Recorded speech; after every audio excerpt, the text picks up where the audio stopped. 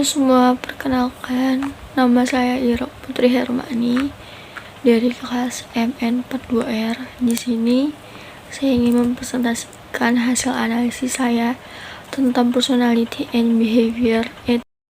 Sebelumnya saya ingin memberitahu apa sih tujuan mempelajari personality and behavior attitude ini. Tujuannya adalah untuk memperoleh pemahaman yang lebih mendalam mengenai diri sendiri dan orang lain, dan juga untuk meningkatkan interaksi sosial dan pengembangan diri. Pemahaman yang lebih baik tentang kepribadian, perilaku, dan sikap sangatlah penting. Dengan pemahaman ini, seseorang dapat yang pertama, meningkatkan kesadaran diri. Yang kedua, meningkatkan efektivitas komunikasi. Yang ketiga, memperbaiki hubungan antar pribadi. Yang keempat, meningkatkan kualitas hidup.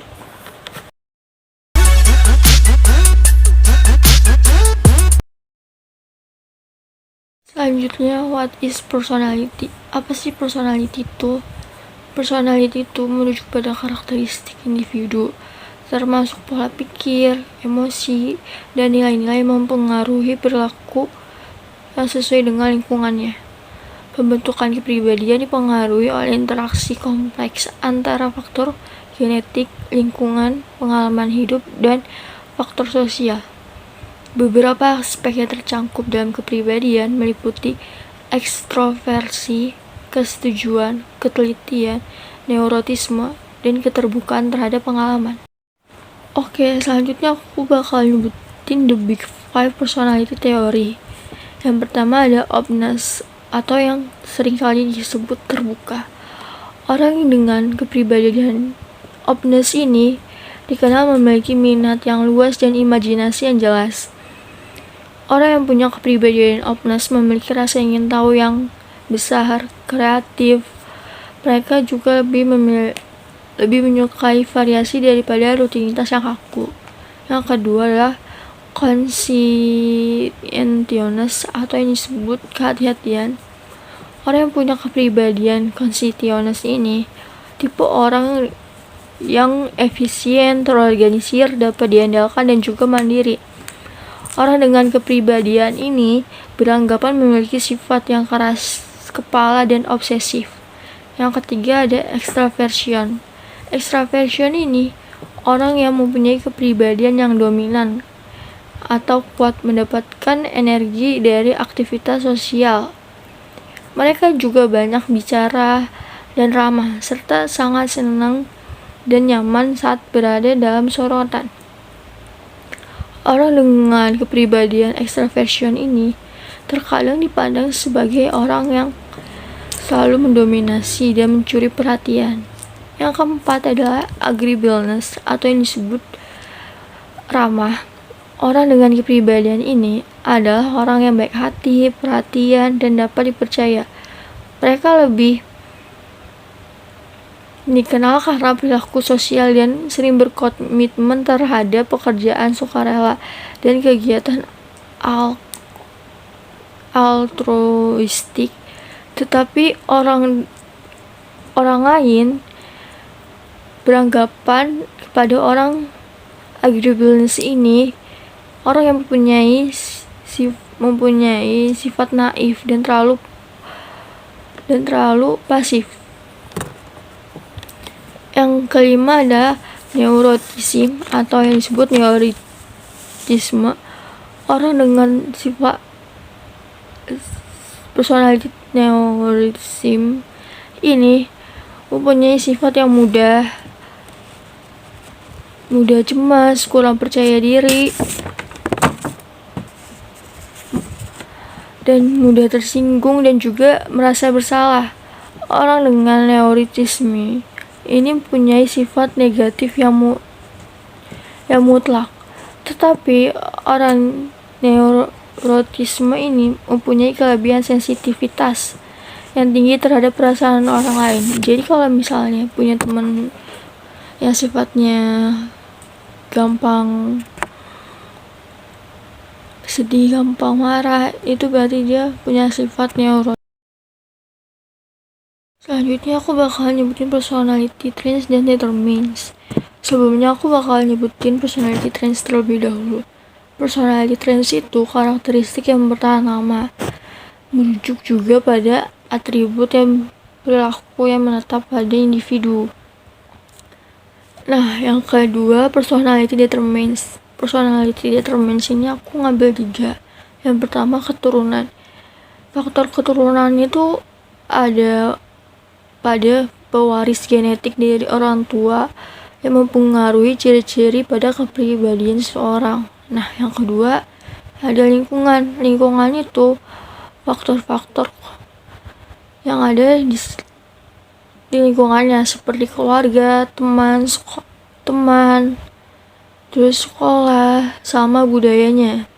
Nah, yang ketiga adalah faktor kondisi atau situasi. Faktor kondisi atau situasi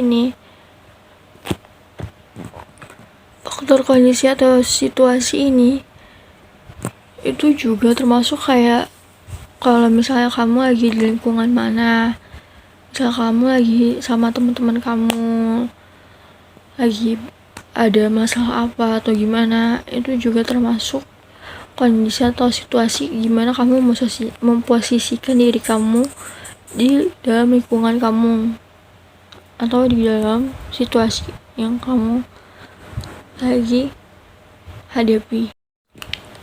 Selanjutnya juga aku bakal nyebutin langsung 2 lagi, tapi aku mau nyebutin yang pertama dulu. The norm of psychology contract are influenced by.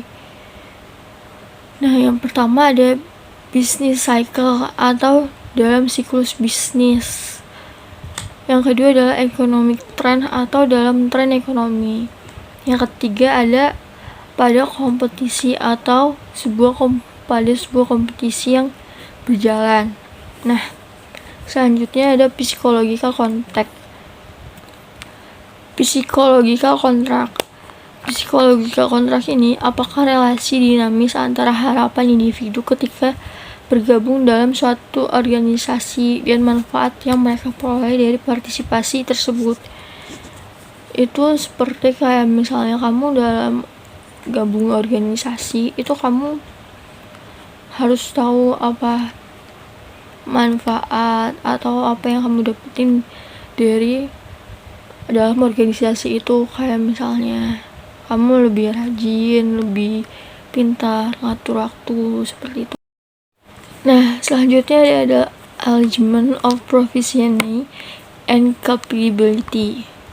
Yang pertama adalah kemampuan merujuk pada kemampuan untuk menyelesaikan tugas fisik dan intelektual.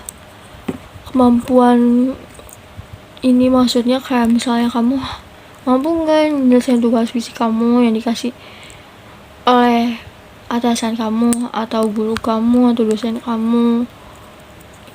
Yang kedua adalah sementara bakat mengacu pada kemampuan untuk memperoleh keterampilan baru. Nah, next itu ada major personality traits influencing organization behavior. Di sini ada 8. Yang pertama adalah locus of control, yang kedua adalah authoritarianism, yang ketiga ada dogmatism, yang keempat ada Machiavellianism, yang kelima ada self esteem, yang keenam ada self esteem atau monitoring, yang ketujuh ada risk taking, yang ke-8 ada type of personality. Nah, sebelum kita next ke slide selanjutnya, aku bakal kasih tahu dulu, aku bakal jelasin major personality traits influencing organization behavior ini. Aku cuma sampai risk taking, jadi aku cuma bakal ngejelasin 7 doang. Yang pertama adalah locus of control. Locus of control ini keyakinan individu mengenai seberapa kontrol yang dimiliki terhadap peristiwa dalam kehidupan mereka. Konsep locus of control ini mencerminkan sejauh mana seseorang meyakini bahwa menjadi arsitek adalah takdir kepribadian mereka. Nah, locus of control ini mempunyai dua faktor, ada internal dan eksternal. Yang internal itu individu yang percaya bahwa mereka mengendalikan apa yang terjadi pada diri mereka sendiri. Nah, sedangkan yang eksternal ini individu yang percaya bahwa apa yang terjadi pada mereka dikendalikan oleh kekuatan luar seperti keberuntungan atau kebetulan. Nah, kalau eksternal ini mungkin lebih ke kayak hoki atau enggak ya. Selanjutnya ada authoritarianism ini merujuk pada sistem atau gaya kepemimpinan yang menekankan kekuasaan yang terpusat dan memberikan penekanan pada ketaatan yang kuat terhadap peraturan. Nah, di dalam ini ada traits of individual with an authoritarian orientation. Ada 5. Yang pertama ada menjaga otoritas yang kuat dan hierarki yang jelas. Yang kedua ada partisipasi politik terbatas dari rakyat dalam pengambilan keputusan. Nah, yang ketiga menjaga kontrol pemerintahan yang ketat. Dan keempat pembatasan yang ketat terhadap kebebasan sipil dan hak asasi manusia. Nah, yang kelima ada kurangnya toleransi terhadap kritik terhadap pemerintah atau otoritas. Nextnya itu ada dogmatism. Dogmatism itu tingkat fleksibilitas atau kekakuan pandangan seseorang dapat diukur berdasarkan dogmatism. Individu dengan tingkat dogmatism yang tinggi cenderung bersifat yang kaku dan tertutup. Dogmatism ini seperti ketakutan ya. Sebaliknya, individu yang memiliki tingkat dogmatism yang rendah cenderung bersifat terbuka, respektif, dan mampu mempertimbangkan pandangan yang berbeda dari mereka sendiri.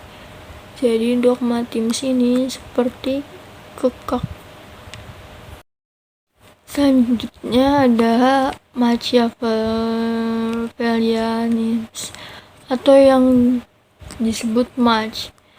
Mach ini merujuk pada sifat individu yang bersifat pragmatis, menjaga jarak emosional, dan meyakini bahwa tujuan dapat membenarkan sasaran. Nah, di Mach ini ada condition favorite high Mach. Ada 3. Yang pertama adalah interaksi secara langsung. Yang kedua ada aturan dan peraturan yang minimal. Dan yang ketiga ada emosi mengalihkan perhatian orang lain. Selanjutnya ada self-esteem dan self-monitoring. Self-esteem itu juga disebut sebuah harga diri pada tingkat penerimaan dan penilaian individu terhadap diri mereka sendiri. Nah, sedangkan self-monitoring atau pemantauan diri merupakan kemampuan individu dalam pengukuran dan penyesuaian perilakunya terhadap faktor eksternal dan situasi yang dihadapinya. Nah, yang terakhir ada risk-taking. Risk-taking itu dibagi menjadi 3. Ada high risk-taking manager, low risk-taking manager, dan risk-taking propensity. Yang pertama high risk-taking manager itu ada 3. Yang pertama membuat keputusan yang lebih cepat. Yang kedua menggunakan lebih sedikit informasi untuk membuat keputusan. Yang ketiga beroperasi di organisasi yang lebih kecil atau lebih kewirausahaan. Nah, selanjutnya ada low risk taking managers. Itu juga ada 3. Yang pertama lebih lambat untuk membuat keputusan. Yang kedua memperlakukan lebih banyak informasi sebelum membuat sebuah keputusan. Yang ketiga, ada dalam organisasi yang lebih besar dengan lingkungan yang stabil. Nah, yang terakhir, risk propensity. Risk propensity ini menyelaraskan kecenderungan pengambilan resiko manajer terhadap persyaratan kerja harus bermanfaat bagi organisasi. Next, itu ada the Myers-Briggs Type Indicator. Myers-Briggs Type Indicator atau yang disingkat MBTI itu uji kepribadian yang mengetuk empat karakteristik dan mengklasifikasikan orang menjadi satu dari 16 jenis kepribadian. Nah, dalam personality types-nya ada 4 juga yang aku tahu. Yang pertama adalah extrovert versus introvert atau E or I. Yang kedua adalah sensing versus intuitive atau S or aim. Yang ketiga ada thinking versus feeling atau T or V. Yang keempat adalah judging versus perceiving P or G. Nah, kalau misalnya pengen tahu apa personality kalian bisa cek dalam personality test. Itu biasanya orang psikolog yang melakukannya atau kalian cek dalam online personality type test. Selanjutnya ada what is attitude atau apa sih attitude itu? Attitude itu adalah sikap yang merujuk pada kondisi mental atau emosional seseorang yang cenderung mempengaruhi cara individu tersebut merespon atau bertindak terhadap objek, masyarakat, atau kejadian tertentu. Komponen sikap ini meliputi perasaan, keyakinan, dan perilaku yang tercermin dalam interaksi individu dengan lingkungan sekitarnya. Selanjutnya ada components of attitude. Komponen of attitude ini ada komponen kognitif yang berpendapat atau meyakinkan segmen sikap. Yang kedua ada komponen efektif segmen emosional atau perasaan dari sebuah sikap tertentu. Yang ketiga ada komponen perilaku berniat atau berperilaku dengan cara tertentu terhadap seseorang atau sesuatu. Selanjutnya masih pada components of attitude. Itu yang pertama adalah evaluasi. Evaluasi kognitif saya menunjukkan pencapaian yang memenuhi syarat untuk menerima promosi, namun kepemimpinan memutuskannya memberikan kepada rekan kerja saya. Nah, sikap saya itu yang pertama ada efektif atau perasaan benci kepada atasan saya. Yang kedua ada pada perilaku, tindakan saya akan mengubah pada pekerjaan saya. Mungkin yang sebelumnya lebih cepat, yang sekarang itu akan lebih lambat dibandingkan sebelumnya. Selanjutnya adalah function of attitude. Function of attitude ini ada 4. Yang pertama judgment sama knowledge. Nah, yang kedua ada ego defensive sama value expression. Dan yang selanjutnya ada major job attitude. Major job attitude itu ada 5. Yang pertama kepuasan terhadap pekerjaan. Yang kedua ada keterlibatan terhadap pekerjaan. Yang ketiga ada komitmen terhadap organisasi. Yang keempat ada dukungan organisasi yang dapat kita rasakan. Nah, yang kelima ada keterlibatan karyawan. Selanjutnya aku mau nyebutin the effect job certification on employee performance. Yang pertama adalah kepuasan dan produktivitas. Yang kedua ada kepuasan dan ketidakhadirannya. Yang ketiga ada kepuasan dan perputaran pekerjaan. Selanjutnya ada job certification and OCB, atau yang disebut kepuasan dan perilaku kewargaan organisasi. OCB itu perilaku kewargaan organisasi ya. Itu pegawai yang merasa puas dengan perlakuan yang diterima dari organisasi, cenderung lebih terlibat daripada dalam perilaku yang melampaui standar pekerjaan mereka. Jadi kalau misalnya pegawai tersebut puas sama organisasi ini, mereka bakalan lebih banyak mengambil job dibandingkan orang yang gak puas. Selanjutnya ada job certification and customer certification. Yang pertama ada karyawan yang merasa puas dapat meningkatkan kepuasan pelanggan melalui ada 3 aspek. Yang pertama sikapnya yang ramah, optimis, dan responsif. Yang kedua ada keterlibatan yang berkelanjutan dalam membangun hubungan jangka panjang dengan pelanggan. Yang ketiga ada pengalaman kerja yang memadai. Nah, selanjutnya ada sebaliknya. Ketidakpuasan pelanggan dapat berdampak negatif pada kepuasan kerja karyawan. Kalau misalnya karyawan yang gak puas, jadi